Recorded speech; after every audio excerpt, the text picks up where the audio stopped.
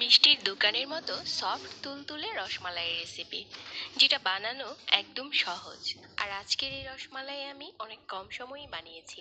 রসমালাইটা খেতেও দারুণ হয়েছে। যারা সহজভাবে এই রসমালাইটা বানাতে চান, আজকের রেসিপিটা দেখে নিতে পারেন।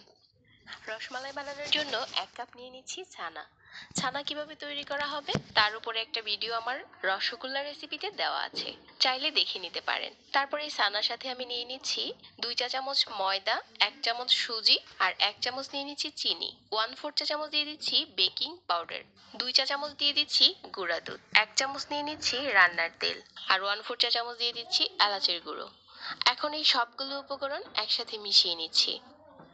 এই শুকনো উপকরণগুলো একসাথে মিশিয়ে নিচ্ছি। আর ছানাটাকে আগে প্রথমে ভালো করে একটু মথে নিচ্ছি। ছানাটা আগে মথে তারপর এই উপকরণগুলো একসাথে মিশাতে হবে। ছানা যদি সফট না হয় তাহলে মিষ্টি সফট হবে না। এখন এই ছানাটাকে বোর্ডের মধ্যে নিয়ে ভালো করে মথে নিতে হবে। ছানাটা যখন খুব ভালো করে মথা হয়ে গেছে, তারপরে এই বাকি উপকরণগুলো মিশিয়ে নিচ্ছি। ছানাটা এখন মেখে নেওয়ার পর অনেক নরম হয়ে গেছে। আর এখান থেকে আমি রসমালাইয়ের জন্য ছোট ছোট বল বানিয়ে নিচ্ছি। আপনারা চাইলে লম্বা করে বানাতে পারেন, আমি গোল করে বানিয়ে নিচ্ছি। সবগুলো রসমালাইয়ের বল বানানো হয়ে গেছে। এখন চুলায় একটি পাত্র বসিয়ে 2 কাপ নিয়ে নিচ্ছি চিনি, আর 2 কাপ চিনির সাথে 2 কাপ পানি দিয়ে দিচ্ছি। যখন ফুটতে শুরু করবে ওই পর্যায়ে চুলাটাকে কমিয়ে দিতে হবে। আর চিনিটা এখন পুরোপুরি গলে গেছে, শিরাটা তৈরি হয়ে গেছে। এখন মিষ্টির এই বলগুলো ছেড়ে দিতে হবে। মিষ্টির বলটা ছাড়ার সময় চুলাটাকে একটু কমিয়ে রাখতে হবে। সবগুলো মিষ্টির বল ছাড়া হয়ে গেলে ঢাকনা দিয়ে ঢেকে 10 মিনিটের মতো জাল করতে হবে। 10 মিনিট পর ঢাকনাটাকে সরিয়ে নিতে হবে আর চুলাটা বন্ধ করে দিতে হবে। এর থেকে বেশি আর কুক করতে হবে না। আর এই শিরাতে রেখে এই মিষ্টিগুলো ঠান্ডা করে নিতে হবে।